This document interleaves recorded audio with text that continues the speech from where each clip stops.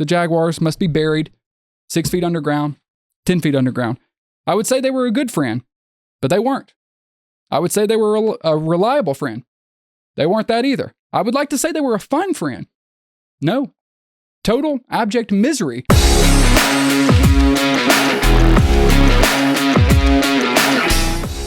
Welcome in, Sports Bluff family. We are glad you tuned in this week to listen to two guys who know nothing about football, but yet we sit behind microphones and act like we do. Week 2 is essentially in the books, minus the Eagles-Falcons game that we probably won't even need to talk about, but we did on our last video if you want to go back and watch that. Tristan, Week 2 is in the books. Tell me what you think overall. Like, how are you feeling after Week 2? My main takeaway from Week 2 is I don't think we know what any team is. At all. Did you feel that way? It's like, oh, things I thought we obviously knew don't overreact to Week 1, but there are such glaring differences between Week 1 and Week 2. It really felt to me like, oh, okay, so we're not going to have a feel for who the players are till like Week 5 or 6. Yeah, for sure. And, there were some teams where I thought, Week 2, we got exactly what we thought we would after a Week 1 performance. But the majority of the teams, it was a complete 180. And, we'll talk about some of those teams. We'll even talk about our biggest, what we feel is our biggest storyline of them all coming up right now. Yeah, let's go. Without further ado, let's jump into it. Tristan, the New Orleans Saints delivered what I like to call a bare-knuckle beatdown on the Dallas Cowboys. They just wiped the field with them, man. Derek Carr, Alvin Kamara, just every player in the Saints organization, even the Water Boys, they did great. They were all hydrated. They had a big day. Look, Olave fans, if you were worried, I don't think you need to be anymore. Now, granted, you've had 2 weeks of not having to air out the ball, especially in garbage time, but you have a team that seems to be very well-rounded. They can play defense if you hadn't caught on to that yet. They're pretty good at that. And they're terrific at offense. Who would have known Week 2 we were talking about the Saints over all the teams in the NFL as being one of the most consistently great teams over the last 2 weeks? Question I have for you. Are the Saints a top contender in the NFC? As of just right now, what we've seen put on the field for the teams, you have to say that. Absolutely. Now, we will talk about Dallas in this segment, so I don't want to get too ahead of myself. Is it possible, Dallas isn't what we thought from last week? Maybe there was some Dallas inflation, obviously, but they're still decent. What struck me so much in this game, Saints won it 44-19, and it was never close. They took off early out of the gate and were off and running. I am a little worried about, are the Saints going to be able to perform in dogfights? Because Week 1 against the Panthers and now Week 2 against the Cowboys, they have literally, you blink and in the second quarter, they're up 3 scores essentially, and they're off and running. How are they going to feel once they get down? Can they claw back? We'll have those questions answered. But as of now, what was the most striking thing to me about this game is the New Orleans Saints dominated the Dallas Cowboys in the trenches. Yep. Absolutely dominated them. They ran the ball at will. Alvin Kamara had 115 yards and 3 carries. Derek Carr had plenty of time. And on the opposite end, Dallas struggled. They struggled in pass protection. Both tackles gave up a lot of pressure, and they couldn't really get the run game going. Rico Dowdle, 30 yards. Ezekiel Elliott, 16 yards. They had 68 yards total rushing. They didn't look as bad watching it as the stats reflect, but Dallas just struggled mightily, and it ultimately came down to the offensive and defensive line of the Saints. They bullied the Dallas Cowboys, and I didn't think that was possible, man. I did not think it was possible. Yeah, because you got some really big guys in Dallas. And look, when you look at the rushing yards, you mentioned it, 68 for Dallas, 190 for the New Orleans Saints total rushing yards.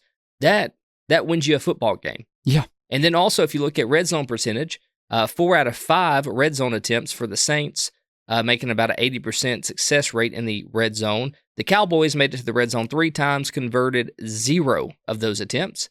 So when you have a 0% red zone completion, you probably don't win a football game.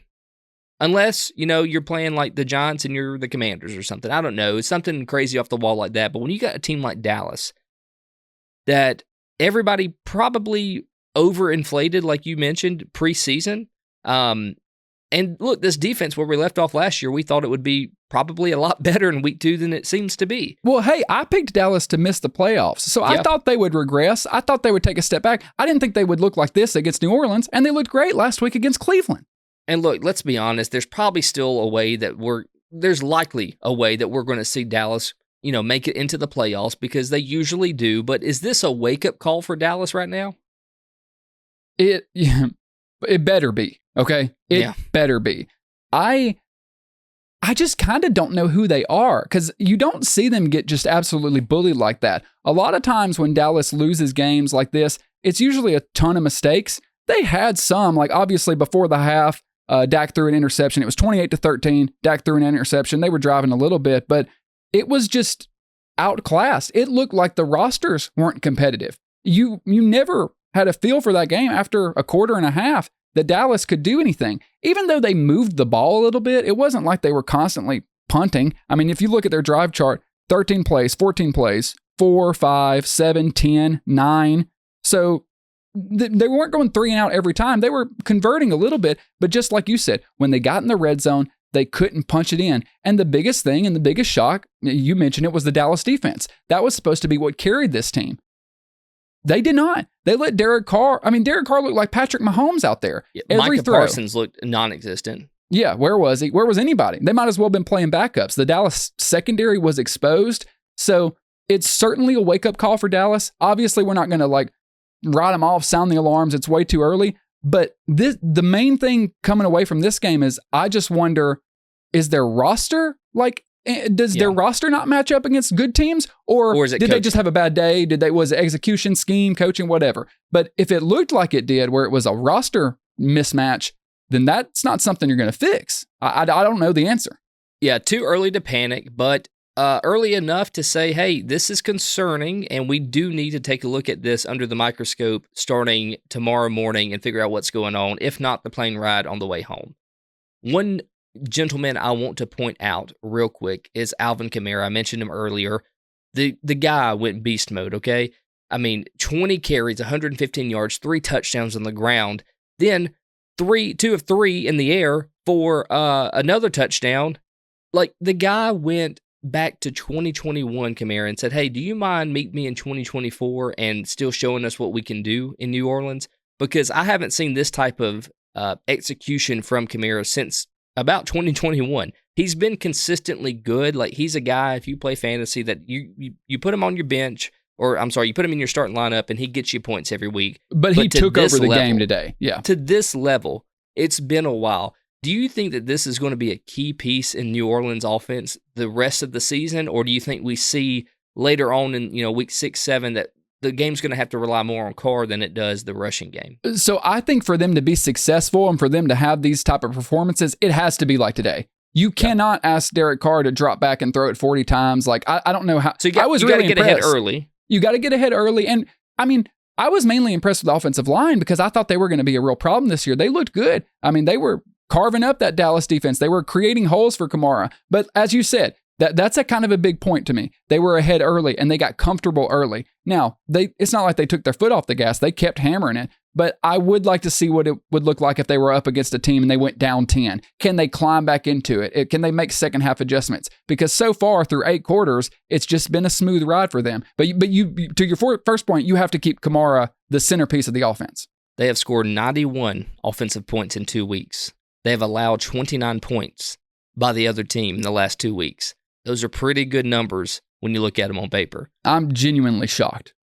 Tristan, let's talk about the Baltimore Ravens, Lamar Jackson, and the rest. They blew a 10-point lead. They lost a game last week by a toe to the Kansas City Chiefs. I was willing to give them a mulligan on that.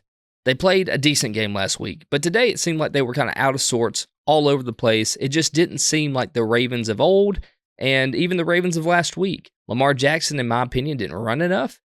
He looked flustered in the pocket, and it was just kind of a sloppy performance all around by the Ravens to me. So it leads me to this question to you. Are the Ravens still a playoff threat after an 0-2 start? Things are definitely scary for Baltimore fans. I believe it's since 1990 or something, only 11% of teams that have started 0-2 went on to make the playoffs. 11%. Wow. So the odds are, I don't remember what the odds are for starting 2-0. It's like 70%. If you start 2-0, very, very good chance you're making the playoffs. If you start 0-2, very, very good chance you're not making the playoffs. It does happen. I think the Texans did it last year. But it's concerning, especially when it's against the Raiders. You know, like, as you said, you can give them the losing to the Chiefs because they looked good against the Chiefs. Obviously, they had planned all offseason. That's the difference between week 1 and week 2. Week 1, these teams are planning for that team, you know, for months. Week 2, it's a quick turnaround. I think you said it best when you said it was sloppy. It just didn't look like the Ravens look when they're in control. Lamar only ran it 5 times for 45 yards because I said last week that running wasn't sustainable. It's not that the numbers were particularly bad. It's just blown opportunities. The Ravens missed a field goal after they got an interception from Vegas, so they didn't capitalize on it. Justin Tucker, 1 of 6 in his last 7 field goals over 50 yards. So that's something we might need to kind of start talking about. I saw Nick Wright tweeted about it during the game, and they mentioned it during the game once he missed it. That's a problem. Like, he was the best kicker in the league for a period of time. Now, if it's over 50 yards, for a long time. Yeah, he's going to miss it. I mean, 1 of 6 over 50 yards. That's not good. So they failed to capitalize off an interception. Then Lamar threw an interception after their defense forced a stop. That led to a Las Vegas touchdown. Baltimore was leading by 10 points in the fourth quarter. They had the game. All they had to do was control the clock. You know, maybe get a field goal. They would have won. Back-to-back 3-and-outs in the fourth quarter is basically what gave the game away. Las Vegas got points on all of their final 4 drives, and Max Crosby took the game over. That's really what happened. It's Baltimore failed to execute, and as the game got closer and closer and Las Vegas got more fired up, they were executing, and the Ravens weren't. And that's a problem. Execution. Can you execute in these big moments? That's been the question about Lamar and the Ravens. When you're in a tight game, when you get behind, can you go out there and make a win happen? And he does struggle to do that. He does. And look, I still think they have a problem in the backfield with Derrick Henry. I don't think they're quite utilizing him enough. He got 18 carries up from 13 last week. I think he turned those into about 80 yards or so. So, I mean, not a stellar performance by Derrick Henry. I know he's getting older, but I still think he has a lot of gas in the tank. But I think it really boils down to this offensive line. We're starting to see the youth come out in it.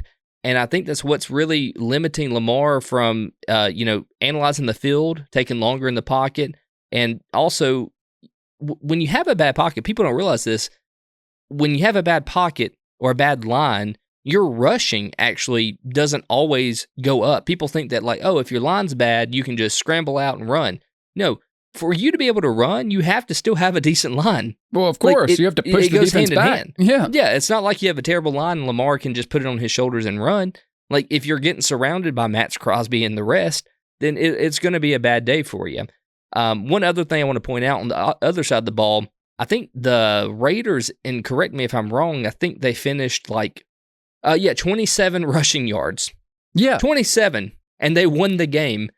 It was all Davante Adams. He made some incredible catches, sideline catches, tiptoes. He made some fantastic catches that I thought that Davante Adams may not have been capable of anymore. He's getting older, But this Raiders team went above and beyond today.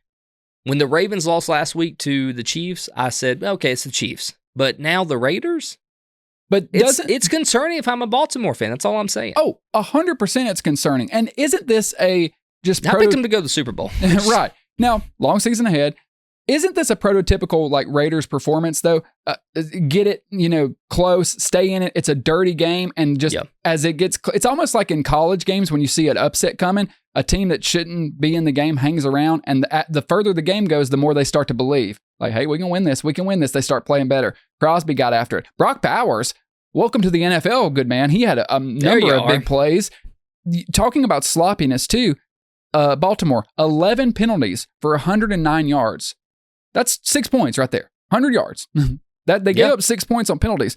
On the other side of the ball, the Raiders, 3 penalties for 15 yards. The Raiders were disciplined. They had a game plan, and they executed.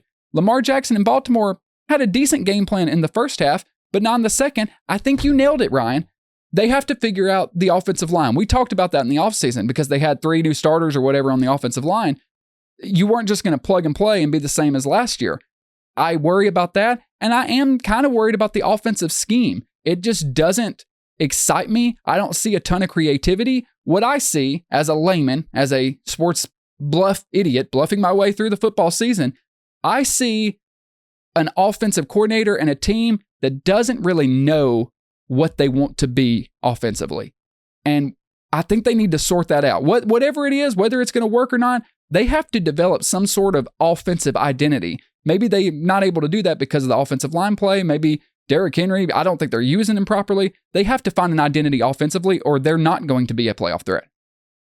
I completely agree. Couldn't agree more with you. And I'll tell you this, a team that comes in to Baltimore with a questionable quarterback room and someone like Gardner Minshew, who is definitely a middle-range quarterback, lays the game on his shoulders today. They take out the rushing game. Zamir White was non-existent. They put it all downfield. They beat you at home. Baltimore, you got Dallas next week. Dallas, they're going to be pissed off because they just got their butts handed to them on a silver platter. You better get prepared. Ryan, they've got Dallas, Buffalo, Cincinnati the next 3 games. You don't have time to play around and right the ship. You got to course correct now. This is pulling all-nighters in the film room, and you fix it, and you fix it fast. The Cincinnati Bengals went into Kansas City and almost beat Patrick Mahomes and Andy Reid on their own turf. I know we both have PTSD because we actually saw that live in the AFC Championship back a couple years ago. I was thinking that it was going to happen again today. I did not think that the Bengals would play the Chiefs this close, but, I got to thinking about it, and they really always do. It's just it's 2 of those teams where they're just always neck and neck, no matter how good or how bad one of the other teams look throughout the season. Obviously, we only had 1 week of film to digest and, form our opinion on, but I still think that the Bengals probably played a little bit better than the Chiefs were expecting. The Chiefs did manage to put it on Butker's back like we've seen many times before, and he won the game for him, 26-25. I think this was not Patrick Mahomes' best game by any means, and I think that offensive line needs some help. I do think that if Patrick is forced to go behind this offensive line for the rest of the season, it could spell trouble for the Kansas City Chiefs. Yeah, you said a lot there. I agree with everything. I'll try to hit a couple points, and then we can just take it from there. First off, my first takeaway watching this game, this is a legit rivalry. Yeah. Ryan, they hate each other. You don't see this kind of game in the NFL a lot. Obviously, some division rivals are like that. You always feel it, but you feel it with, some teams have rivalries like that, like the Steelers and the Ravens. Did the hate start at the AFC Championship? Do you think that's when the rivalry was born? I don't think it was born after. I'll tell you exactly where it was born. It was really born out of all of the Bengals shit talking. Yeah. Seriously, because after losing that game, obviously that sucks, but it still wasn't really a rivalry. It really, to me, felt like it turned when they were calling it Burrowhead, and we're like, we beat him at home 3 times. So that's when it really turned, and then Chiefs have beat them every time since then, but they don't like each other. Jamar Chase constantly runs his mouth. They were running their mouth this week. And look, Bengals are good. They're talented. Don't run your mouth. Well, Joe Burrow, you remember on the podcast on New Heights with Travis Kelce, I think he told Travis that, we just kind of have the team that is a nightmare for you guys. We're a problem for you. And honestly, he's not wrong. No. But he still never, they can trash talk and they can beat the Chiefs in the regular season. Look, I'm a Bills fan. We tend to beat the Chiefs in the regular season, but Lord knows that if the Chiefs get to the playoffs, nobody can stop them. Right. Man, and so to answer your question, it came from the shit talking. It came from what Kansas City perceives as disrespect. And because also the Bengals know they can beat them. Like Joe Burrow and the Bengals know we're really the only team that can say they've beaten Mahomes in the playoffs, other than Tom Brady, and he's in the booth. So that was my main takeaway. Holy crap, these teams hate each other. It was a rivalry game. The Chiefs are a physical football team. The early Chiefs with Mahomes, they're gone. And they have been for a while. I've been saying this particularly last year, but even the year before, with Spags and this defense, it almost feels like even this year, the defense is the heart of the Kansas City team. You have Mahomes, you know what he's going to do, but the defense makes the big plays when you have to have it. Even guys you don't know, Spags gets them ready to play. The Chiefs are a physical football team. They thrive in games like this. And so many people look at the Chiefs as like a high wire offense. Oh, we're going to throw it. They're still living in the old days. This is a ground and pound, wear you down and play physical, dominant defense. I thought that was a great game. I agree with you. Patrick Mahomes, actually, I would go further. I think he played bad. I mean, he had 2 interceptions. One, the guy called a miraculous pass. Like, okay, give him that. The other one was just one of the worst throws I've ever seen Mahomes make. He just didn't see the linebacker sitting there. So Mahomes struggled most of the game. Thankfully, Pacheco was able to run and the defense was able to, make big plays. The fumble and the scoop and score off of Joe Burrow, that was huge. That was big. And the real turning point in the game to me was the Jamar Chase penalty. When he simply got tackled by Trent McDuffie, they said that he was complaining, wanting it a foul for a hip drop tackle. It wasn't a hip drop tackle. He didn't do his face mask. It was just a normal tackle. And Jamar Chase was frustrated. He screamed at the ref one time. Then he screamed at the ref again. And then he kept doing it and screamed at him a third time. And even the guys in the booth with Romo, he was saying he knows that ref and he's very calm and level-headed. He's not one that's going to throw the flag for you doing that. It got to the point where Joe Burrow was having to shove him back and begging him to stop, and he would not quit. It's childish, and ultimately, it cost his team the game. It really did, because it killed the drive where they could have scored and put up more points. Yeah, hate to see that, but that's, the heart and the emotions just get to you in those games, and like you said, these teams hate each other, so you tend to see these kind of penalties in these really emotional games. But you can't let it happen, especially from one of your leaders, like one of your top players. If it was a rookie, okay. Yeah. But Jamar Chase, you can't do that when you're driving downfield. Yeah, I know. You're right. But we see it happen a lot in the NFL. Last question before we move on. Are you more concerned as a Chiefs fan after this performance, or are you more concerned as a Bengals fan 0-2 opening the season? I'll just answer both, kind of, because I like the way I perceive it. Not concerned at all if I'm the Chiefs. I know what the Chiefs are. Obviously, a little worried about the left tackle situation. You said the line. It's just left tackle. I don't know if I agreed with the decision to bench Kingsley Suamataia. He's a rookie. Know he's going to take his lumps. He put in Morris. It's not like he did much better. I would have rather just ridden with the rookie. That's going to be an issue. We'll have to deal around that. The Isaiah Pacheco injury. That's the number one thing on my radar. If he's out for an extended period of time, the Chiefs are in trouble. He's on really crutches, man. On crutches. That's not good. No, and in a that boot. means non-weight bearing. So it's not looking good, but I think they'll be okay. Obviously, you've lost Hollywood Brown for the season.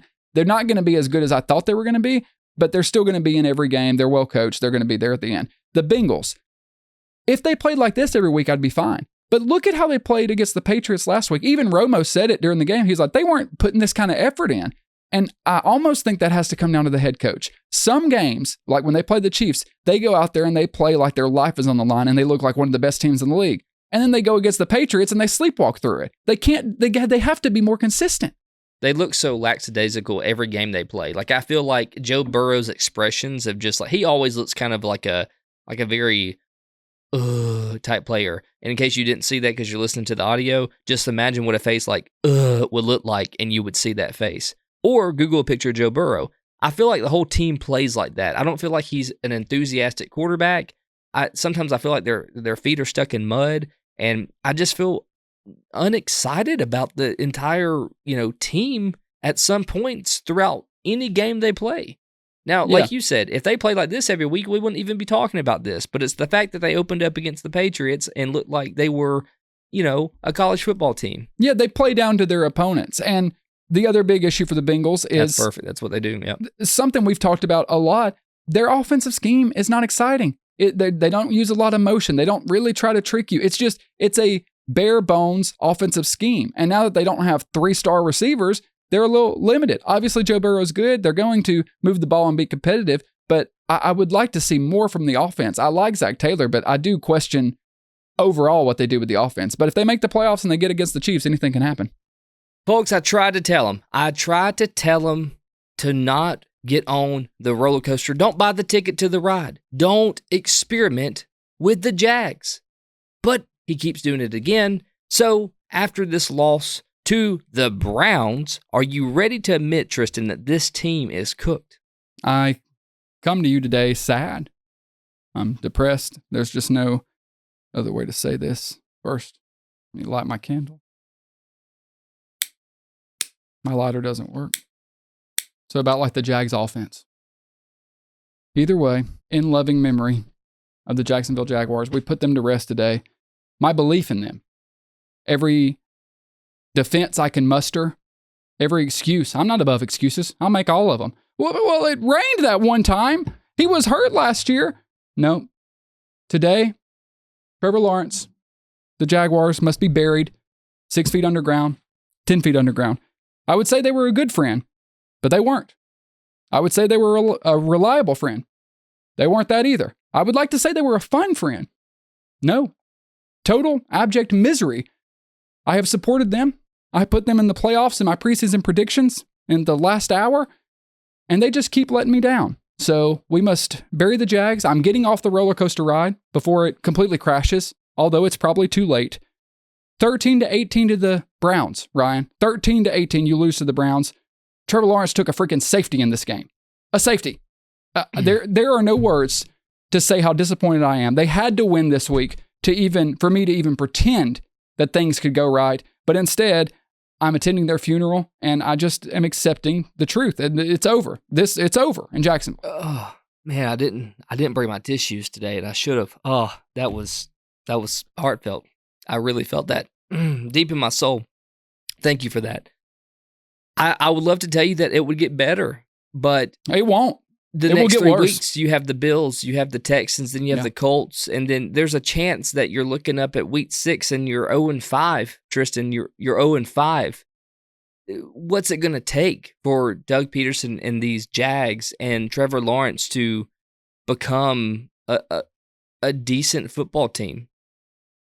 They will have to fire everyone that's ever had ties to the organization. That's fair. I don't care. There's no other way. Yeah, I don't care if someone had a sister who worked there as an intern for a semester. We have to move them all out of Florida, preferably get them to Maine, as far away, Alaska, another country, that's fine, anything. Get them as far away from there as possible, because I'll tell you this much, whatever they're doing ain't working, okay? Yeah. It's not working. I like Doug Peterson. I put the guy on my top 10 head coach list. Ryan. Sure did. And you agreed. We were like, yeah, Doug Peterson got Super Bowl, blah, blah, blah. And he's secretive about who's calling the plays. Is it him? Is it the offensive coordinator? He's probably secretive because he knows they suck. The offense is an embarrassment. We kind of talked about with like the Bengals, them not having creativity with the play calling. They look like Andy Reid compared to what the Jaguars put out there every week. The offense is pathetic, Ryan. It's like, oh, how about an inside zone play? How about some slants? And then sometimes they'll run a play where Trevor Lawrence will play action and he's getting pressure because the offensive line's terrible. And they've got 2 routes running like 30-yard routes. They're not even coming open by the time he's looking. It is a total disaster. I really think Doug Peterson's probably going to get fired midseason because, I don't know how much we can put on Trevor Lawrence or not, but the bottom line, regardless, they gave him $50 million. So he's got to work. He has to work somehow. If it's 0-5 going into week 6, you make a really good case, especially if somehow they go 0-6 and lose against the Bears. I think that's when Doug Peterson gets the phone call. You know, you mentioned firing everybody in the organization that's ever had ties with the Jags, and I think that's right because in the distance, I see Benedict Cumberbatch, starring as Dr. Strange, raising one finger, saying this is the only way. Yes. You have to fire them all, clean house, be gone with them. And honestly, I don't even know that if you did that this year, it would get any better. You're 2 years out from any remote possibility of getting into not only the playoffs, not only a wild card slot, but just in a winning record. I want to ask you, one shining bright spot is Brian Thomas Jr. looked like a good pick. I mean, that's great. He's talented. Congratulations. Yeah, ETN, I mean, he tries. Defense, defense wasn't bad. I mean, they did okay, but they can only do so much. I want to ask you, I don't even know if you have an actual answer. Is Trevor Lawrence as bad as he's looked, or are they failing him? Because I've seen him be better than this. That playoff run where they went to Kansas City, like he was good under Doug Peterson. And I dissect plays, and it's not like I can find 20 examples where, that was his fault. That was his fault. There are those plays that are on him, but it's almost like everything around him. Like I don't blame him. I don't feel like anyone could succeed right now. If you live in a house with Chinese drywall, my construction friends listen to this episode will get that, you actually become sick, so you don't get better. So when Trevor Lawrence is placed into an organization that's sick, he gets worse and worse. That's why we saw him peak pretty much early in his career coming into the NFL. Well, and the first year with Doug after Urban Meyer, after that, quandary, and then that first year with Doug was good, and since then it's been a disappointment. All downhill. He hopped onto the roller coaster, drank the Kool-Aid of the Jags organization, and stuck into the house with Chinese drywall. Now he's sick. He plays worse than I think he's capable of. I think if you transplanted Trevor Lawrence over to, let's say, I'd be willing to say the Browns. I think Trevor Lawrence could be a better quarterback than Deshaun Watson. And that's saying something because I think Deshaun Watson's a terrible quarterback. But hey, he looked pretty good today against the Jags, didn't he? Look, what I think for Trevor Lawrence is there's one bright spot on this team, and it is Brian Thomas Jr. What I don't think is Trevor Lawrence is going to be able to deliver on a week-to-week basis to make him relevant at all, and I think we're going to see, unfortunately, him take a downfall. His career not be as impactful as it could be if he was on a team with a better quarterback.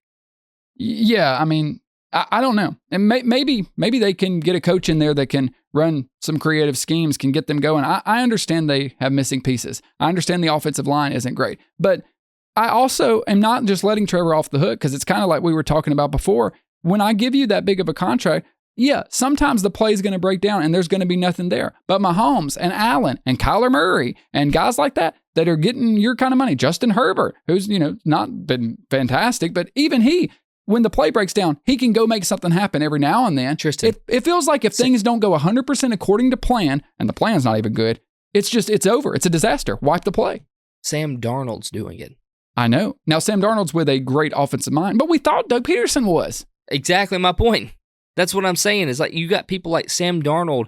Gardner Minshew is doing pretty well. Like you got guys like this that don't get paid nearly as much as Trevor Lawrence that are doing 2 to 5 times better than Lawrence on any given Sunday. Yeah. But they're also in better offenses for sure. I'm not letting him off the hook. But that's part of my Chinese drywall theory is that he's just around bad influence. Like they all bring each other down. He's absorbing it. Like this team doesn't look like a team. Like on any given week, they look disorganized. They look like they're flustered at any given moment, and they never come together as a team and try to win a game.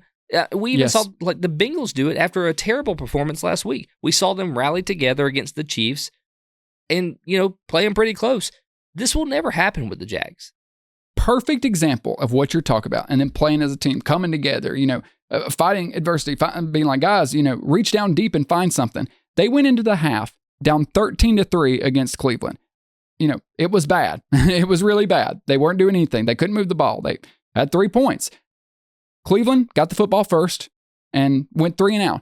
Jags got the football. So their first possession after halftime, after they've gone in and they've talked and they've prepared and they're like, we got to change something. We got to do something. They came out. They went 3 plays for -7 yards and punted it. Their first drive after halftime, where you gotta change something. You've got to motivate the guys. You come out and go 3 plays for -7 yards. That almost tells me everything I need to know. Woo. Even Doug Peterson's halftime interview was like, yeah, we just got to play better. You think? Thanks, coach. If that's the type of coaching he's giving to these guys, no wonder it's so bad over at the Jags. However, I am glad you wore your suit because it's the nicest thing close to the Jags all day today. Yeah, it's definitely the nicest thing that will come anywhere in their vicinity. I'm sad because I have believed in them. And from being a Trevor Lawrence skeptic when he was coming into the draft, saying he was overvalued but good. You got fooled. Yeah, and then I came around and was like, it's pretty good. And it looks like I've gotten fooled. Doug Peterson, I hate to call for jobs 2 weeks into the season, but it's not just 2 weeks. And it's the way it looks. I like him, but I don't know. Maybe they can fix it. I doubt it. There's no way. This is what happened. You and I went to a theme park, okay? You saw the roller coaster in the distance. You said, oh, man, that looks so fun. I said, man, you know what? Probably not. It's just not my thing. You go ahead.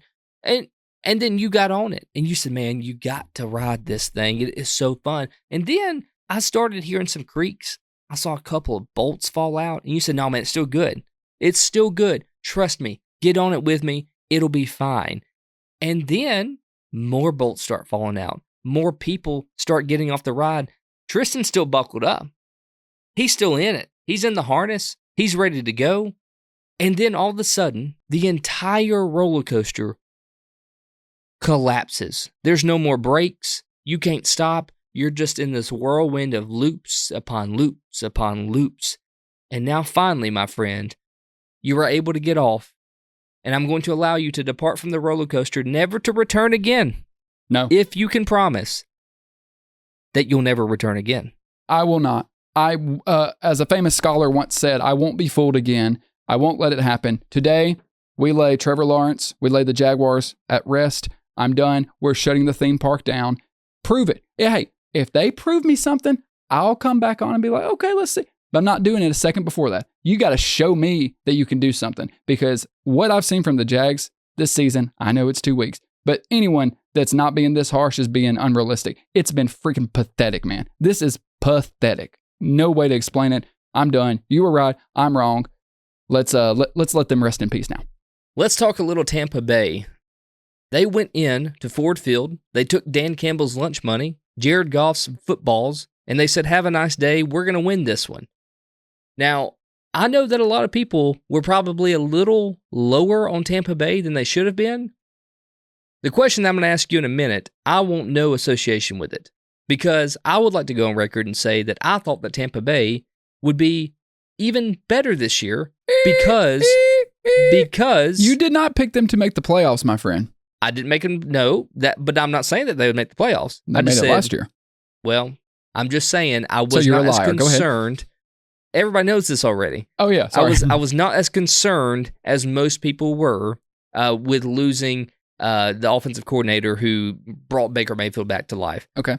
I still think this team is a really talented team, but I think that the biggest storyline here is what Tampa Bay was able to do to Detroit to kind of throw them off their entire game.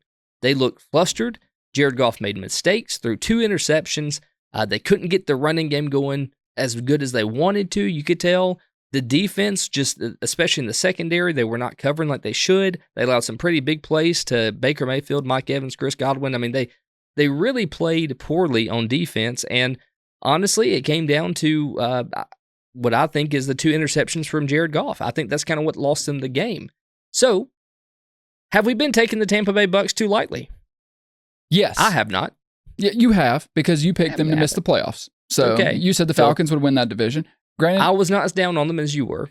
That's true. That's true. But even so though now you're the liar. Even though I do like Baker, I've always liked Baker. I thought they would be competitive for a playoff spot, but I am surprised. They're actually good. Yeah, they're good. I thought they would take a step back, because the whole let's bring the band back together when we didn't win the Super Bowl or anything, that was weird. But they're executing. They're executing really well. The difference in this game, it's not that Tampa did anything extraordinary. They really didn't. Everybody played good. But everybody played good. They did. And the biggest thing to me is they capitalized on Detroit's mistakes. Yep. Detroit is a better football team. If they played each other 4 times, Detroit would win 3 of them, probably. 2 or 3 of them. 2 to 3, yeah. But Detroit made a ton of mistakes. Like you said, the 2 picks. If you just look at the yardage, Tampa Bay, 216 total yards. Detroit, 463.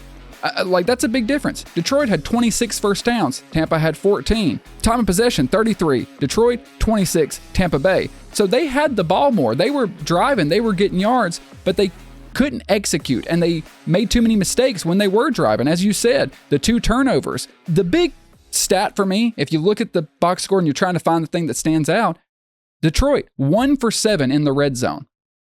1 for 7 in the red zone. 7 red zone trips, and you only get points off of 1 of them. There you go. I mean, if you get 3 every time, you can win the football game. So Detroit was sloppy, and Tampa Bay was able to capitalize. I wonder what Tampa Bay will look like playing against a team that, plays tough, doesn't make the mistakes, doesn't give them room to breathe. They might struggle, but it's clear that this Tampa Bay team is well coached. They've got talent all over the football field. Baker Mayfield, looks as good, better than he's ever looked. They're getting Godwin involved. He was the star of the day. Mike Evans was quiet. So I do like this football team. I've been surprised that They've been able to run the ball a little bit better than I expected. We have been taking them too lightly. Tampa Bay is a threat. Yeah, so if I'm a Detroit fan, I'm not sounding the alarm. I think that you could afford this loss. But after how you played last week, we thought that you would probably win it. That's why I picked you. But they also it's interesting after this week you put things in context, because you go and you have that overtime battle against the Rams, and the Rams get absolutely blown out by the Cardinals this week. Yep. Obviously, a lot of injuries with the Rams that happened in that Detroit game. But then Detroit goes and loses this one. You really are kind of like, I don't know who any of these teams are. Yeah, for sure. And one thing I want to add about the Bucs, you mentioned their upcoming games and everything. So let's just look at the next 5. You got the Broncos, should be a win. You got the Eagles, the Falcons, the Saints, the Ravens. So after the Broncos, which you could say would maybe a kind of a shoe-in win, especially since it's at home. So let's say they win that. But over those next 4 games, the Eagles, the Falcons, the Saints, the Ravens, especially with the Saints, how they've been playing, what would you expect the Bucs record to be after week 7 against the Ravens? If we just look at Eagles, Falcons, Saints, Ravens, if Tampa Bay comes out of that stretch 2-2 within those games, I'm happy. Okay. So if they get through all those games and they're 4-2, I think they're in good shape. They're in really good shape. They just can't collapse right here. We'll have to see what New Orleans is. I don't think the Falcons are going to be a big issue. We'll see if Baltimore can course correct. I just want to see Tampa be able to do it consistently. I believe they can. But remember last year, it was real up and down, and they were fighting the last week of the season to squeak in to win the NFC South and make the playoffs. So I would like to see them kind of put their foot down and say, we're going to take this division. Everyone's going to have that Tampa Bay New Orleans game circled. If things progress right now, that game's going to tell us a lot about the NFC South, because for the first time in a while, we might have more than one good team in that division. I'm excited to watch it, but I don't want to wish it away too fast. I'm right there with you, man. All right, Tristan, I don't know if you looked at anybody's predictions before this game, but the 49ers and the Vikings, I think everybody had circled the 49ers, especially after last week, them winning the football game. This had to be the upset of the week, if you ask me. Sam Darnold pulled off some magic and beat the 49ers 23-17. I think this is a pretty big shock to everybody in the football world. I think I remember reading one Fox analyst say that he thought the Minnesota Vikings would have what it takes to upset the 49ers. Did not believe it. Christian McCaffrey obviously went on IR, in case you haven't heard that from anybody else, and we give the news to you first. Picking Christian McCaffrey first overall in your fantasy draft it's very sad. It's a very sad day. You can ask me because I did it. But that aside, Jordan Mason seems to be carrying the team just fine, but he didn't carry him enough to get a win today. Do you think that, and look, as a Minnesota Vikings fan, I know you guys have to be on some type of anxiety medicines, because you just can't go week to week and be confident in a team ever. Like, even as a Bills fan, I have more confidence than you guys. It's always up and down with the Vikings, or you get this close and then everything falls apart. Do you think that Sam Darnold, the Vikings, have what it takes to sustain this type of play throughout the rest of the season, or even the next 5 to 7 games? I have said, and plead the fifth. Well, go back to the preseason. When we talked about the Vikings, we actually said Sam Darnold's going to come out of the gate hot. He's going to look good for 4 or 5 weeks, and then it's going to collapse somewhere. I'm going to stick by that. I just feel like at some point, it's going to come home to roost. I think Sam Darnold I'm not saying he's going to be terrible. I don't think he's going to keep playing like this. I really don't. Justin Jefferson got injured today. We don't know the status of it right now. That could be day to day. I just looked it up. It should be okay, but that could be a big deal. The 49ers kind of shot themselves in the foot here, but on the same time, the Vikings moved the ball. They moved the ball all over this defense. But was the 49ers defense inflated from that Jets performance? Because we saw the Jets struggle with the Titans. It takes a couple weeks to really see who these teams are. The bottom line is Minnesota has to be happy because they're executing. I like Kevin O'Connell a lot. I think he's one of the best offensive minds in the league. But the fact that Sam Darnold has been executing so well is really impressive. I'll be honest. I did not expect it. I did not expect him to look this good. Kind of similar to what we talked about with Tampa Bay. Minnesota capitalized on San Francisco's mistakes. because San Francisco moved the ball. They had 24 first downs. Minnesota had 17. 67 plays. They had more plays than Minnesota. They had 399 yards. Minnesota had 403. It's neck and neck. They were moving the ball. I was about to say, if you keep reading down those stats, it's even all the way through, even to the turnovers. They both had 2.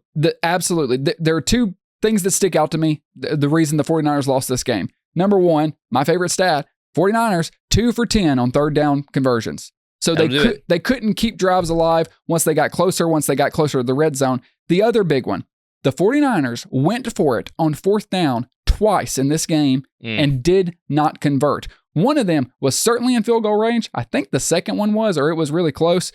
So hypothetically, that could have been 6 points. That would have been a tie game right there. One of them was an odd decision. They went for it on the 1, so they were about to score. I understand you're away. You want to go for it. And if you don't get it, you put Minnesota on their own 1.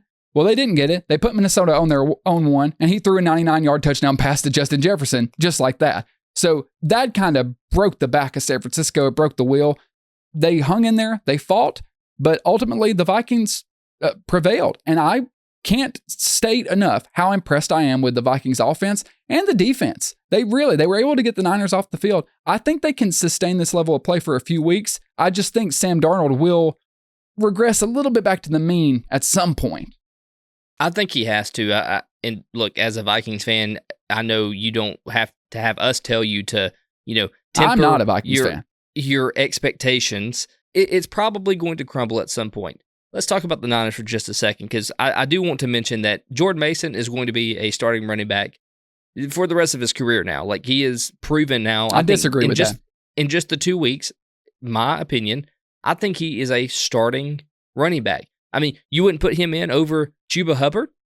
Huh? It kind of falls in the same scenario as, don't they all look good with Shanahan? It's like, oh, Jimmy Garoppolo looked great with Shanahan. Well, Brock Purdy's great with Shanahan. So here's the counter to this, because I'll tell you who doesn't look good, who just got paid, and that's Brandon Ayuk. Like, are you concerned that you just paid this guy this much money, and now he's playing, third down in pecking order of most targets or most yards? Like, he's not.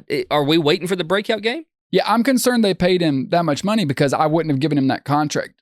Because they already paid Debo, which, ideally you're not in that situation. But because they were where they were, I didn't think they should have paid Ayuk. He was not worth what he was asking.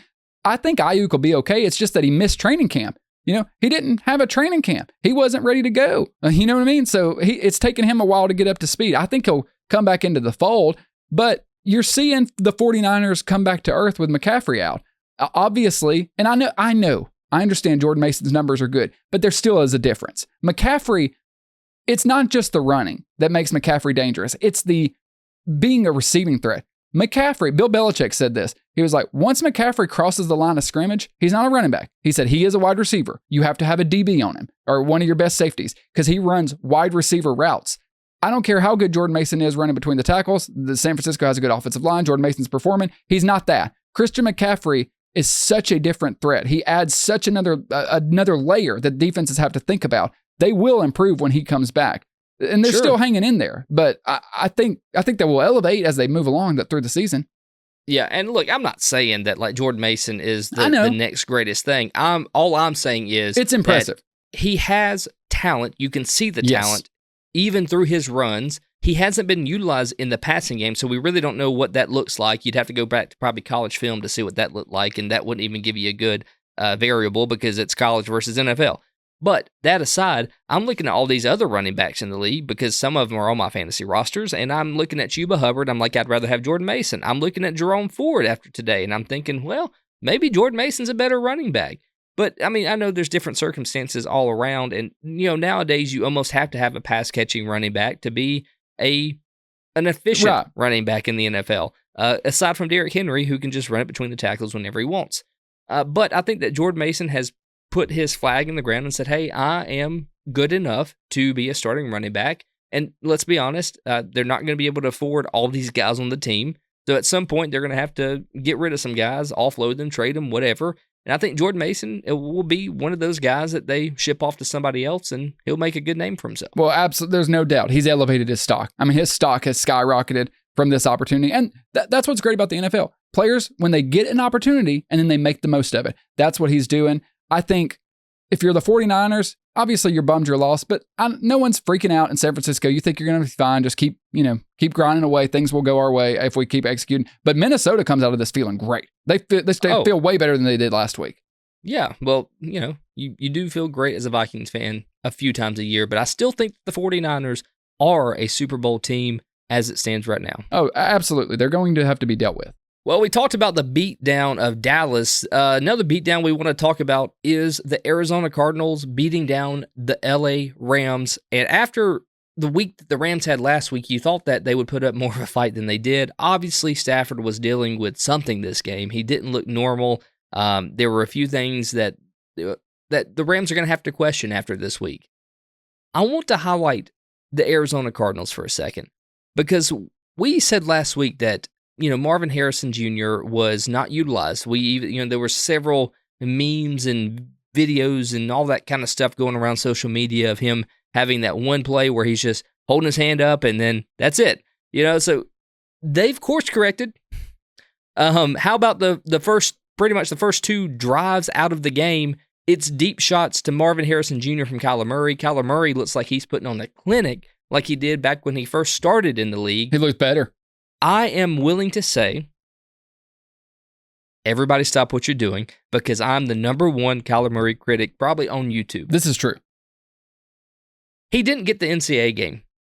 That's all there is to it. That's the only explanation. He didn't get on the pre-order list, and they sold out. That's the only way I think that he is being as successful as he is in the NFL right now.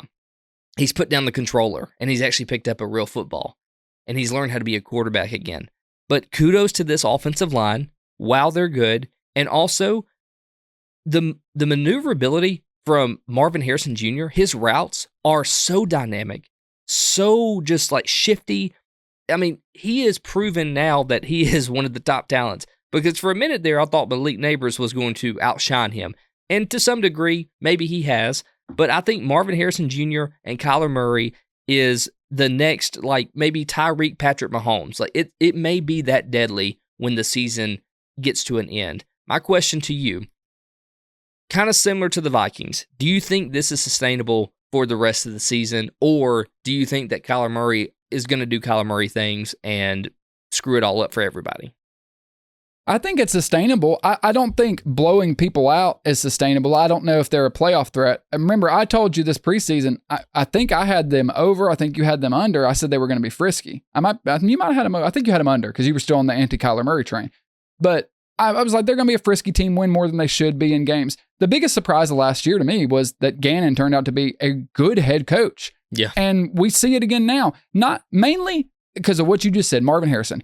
Week 1, he was irrelevant. And you can't draft a guy 3rd overall and him be irrelevant. And it was obvious after that game.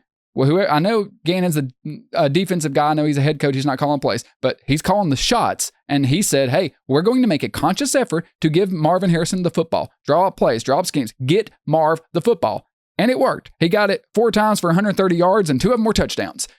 That's good coaching.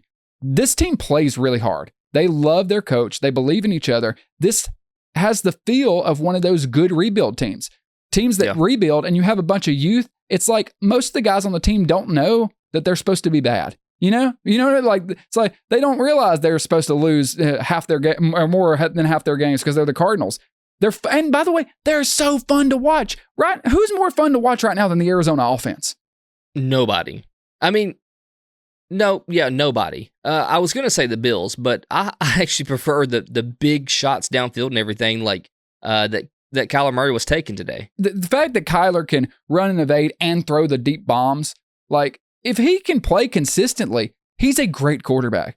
He really is. It's just, and that's a lot for me to say and agree with because I have been notorious that, and he hasn't done anything to earn your trust. Yeah, rightfully so. It's not that I'm just making this up and I'm a Kyler Murray hater. I hope he succeeds, and as of now, he's doing great. They did blow the lead last week against the Bills, and I think that's a testament to the Bills being a really well-coached team. But the fact that they were in that game was impressive. I mean, they took the fight to them. And also week 1, you got the jitters. You don't know how to use, Marv the best way possible.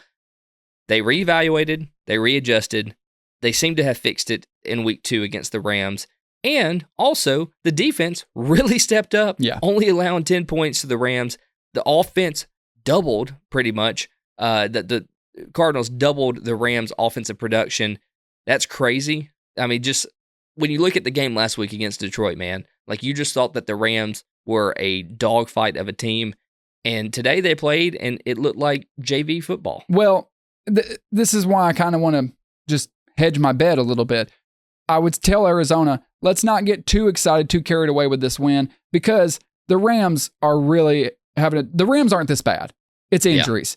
I mean, Cooper Kupp also got injured today too, I believe, right? So that's not good. Right. Puka Nakua's out. Yeah, I think he's on the IR. They lost like 3 or 4 of their offensive linemen last week. I think they lost some pieces on defense. They've got Stafford was not looking good. He had a couple things going on. Didn't look fantastic. He got sacked 5 times. They couldn't run the football at all. Like the run game was, not possible. So then they had to just throw it every play. This is a Rams team that when healthy is good, but clearly they don't have the depth offensively, particularly on the offensive line. Now, you're not expecting to lose 3 or 4 offensive line starters after week 1. That's a bad break. I hate it, but that's why I would temper expectations for Arizona. It's not like we beat the Rams 100%. At full force. They're coming off a hard-fought overtime game, and they've lost a ton of players. It's bad for the Rams, though. I think even if everybody gets healthy, they might be too far gone before they can turn it around.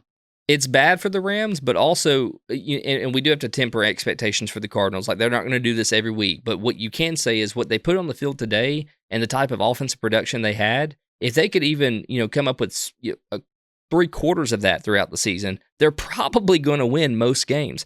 And let's be clear, they have a pretty tough gauntlet coming up.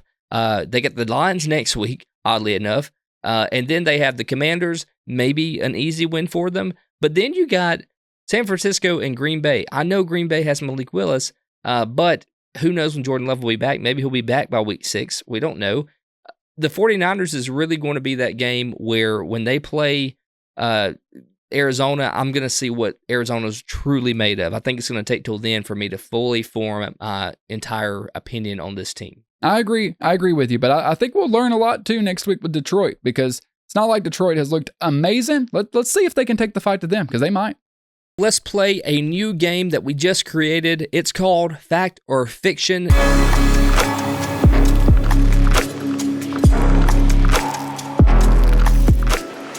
This is a game where I am going to present Tristan with either 2-0 or 0-2 teams, and based on their records, we're going to say, is that record fact? Like, it is true, it is supposed to be this way, there's no turning back, or is it fiction? Are they fooling us? And we need to reevaluate and say, hey, let's pump the brakes a little bit.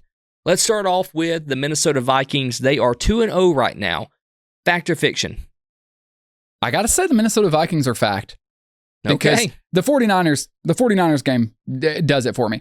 I don't know. I'm not saying they're going to run the gauntlet. I'm not saying they're going to win their division, but it's possible. They look so much better than I expected, even though I believe in Kevin O'Connell. It's Sam Darnold. He's been playing great. And the defense. The defense has been playing good. They've elevated.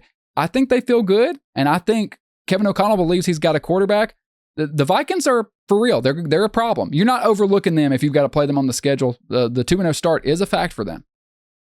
I like it. I just don't see the longevity being there. The Cincinnati Bengals are 0-2. Tristan, tell me, are they fact or fiction? Can it be in between? Do I have to answer the question? I have to play the game? Yeah, you do. It's part of the rules. Damn it. I'm going to say fiction, because we saw what they can do when they're, motivated. The big thing for Cincinnati is getting motivated. They mentioned it. We talked about it earlier in the show on the broadcast. They didn't play last week. They didn't put effort into it. The effort they put against the Chiefs, it was clear. Everybody was going out there trying to win the football game. Let me see that every week. Let me see some more creative offensive scheme. They start 0-2 every year, and they end up making the playoffs. That's just what they do. They start slow. But we said this preseason, they might not be able to start slow and recover because of the schedule. Ultimately, I still believe in Joe Burrow because I saw them fight against the Chiefs today. I'm going to say the 0-2 start is fiction. They might not be terrific, but they're going to be a player in the AFC. They have to be. Yeah, you'd hope so. I disagree. I think I know you aren't asking for my take, but I think that is a fact. I think this team is in shambles, and there's a lot more concern that people need to talk about with the Bengals. I think this was a one-off game where they always play the Chiefs really close, and I think that ultimately the Bengals are still... That's the question. really bad. Yeah, for sure. That's what you're wondering. Was the Chiefs a one-off, or is it a sign of things to come? Exactly. We just don't know. But let's move on to another 2-0 team. Let's talk about the Seattle Seahawks. Are they fact or fiction? The Seattle Seahawks, I feel like, again, that team kind of in the middle, but I'm going to say fiction just because of the opponents. You know what I mean? Yeah. You beat the Broncos, you beat the Patriots. I know, Patriots are frisky. I understand they beat the Bengals. They're better than expected. The Broncos look kind of terrible. Bo Nix looks like a deer in headlights out there. So what do I do? He looks rough. It shows you preseason's not real football. So I think the Seahawks are good. I think I even picked them to make the playoffs as like my last, my 7th seed in the NFC. Mike McDonald is doing good. It's the first time they've had a 2-0 start with a new coach and maybe ever. I know they said a really long time. It's clear they're better than they were with Pete Carroll. It was time for him to go. I think they're a good team. I don't think they're put the league on notice team. So they're good, but I'm going to say fiction on the 2-0. Don't start celebrating just yet. Pump the brakes.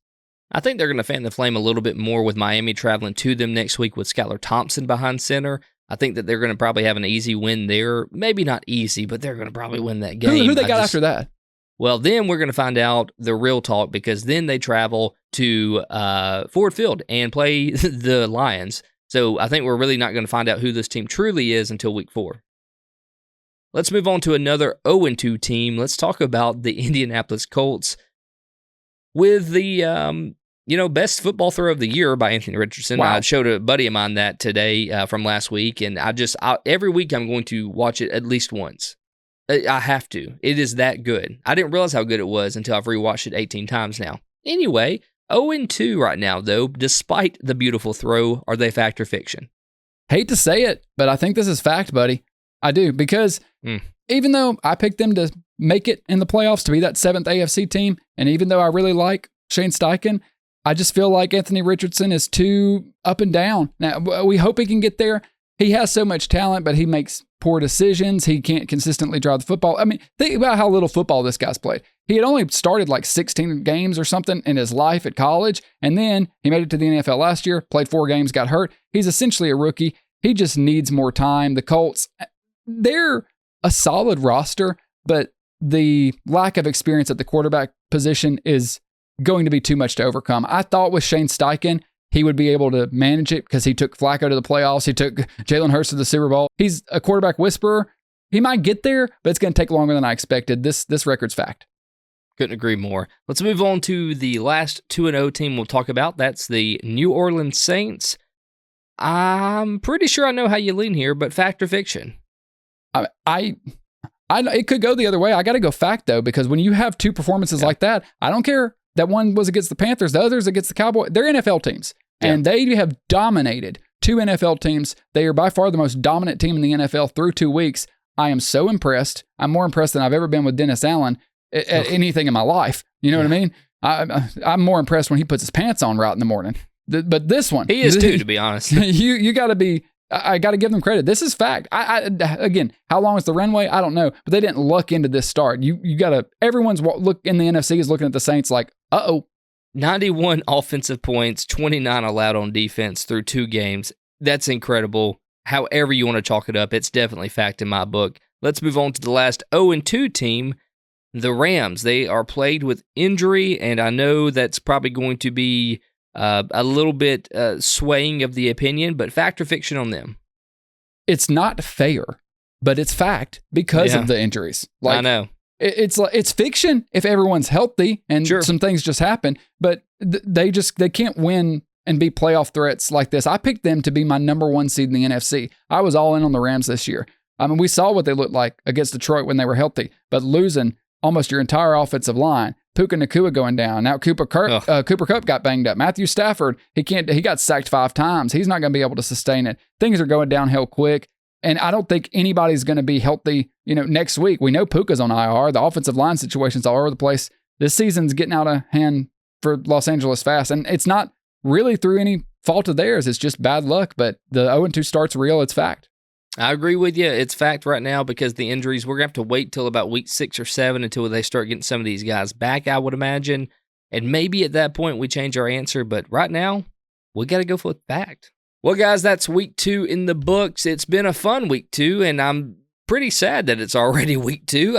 I want to slow down already. I just want Sundays to be a little bit longer. I feel like the games go by so fast because I'm just watching all of them at the same time. Thank you, NFL, YouTube TV, and all those guys making it possible for us. It's what gives us the opportunity to come on here and talk to you guys about football as two guys who know nothing about it. Yeah, but we pretend to, and that's what's important, and we try to laugh along the way. Tell your friends about it. Subscribe to the channel. Like the videos. We're here having honest, water cooler, comedic football discussions, not taking ourselves too seriously, but we're in it. We're obsessed with it because we want to be for you guys. Tell your friends, get everybody involved. We'll be bluffing our way through the NFL season every step of the way. We'll have weekly picks coming out on Friday for week 3. Make sure you check that out, and we'll see you with another full episode after week 3. Take care. Have a safe week, everyone. Goodbye.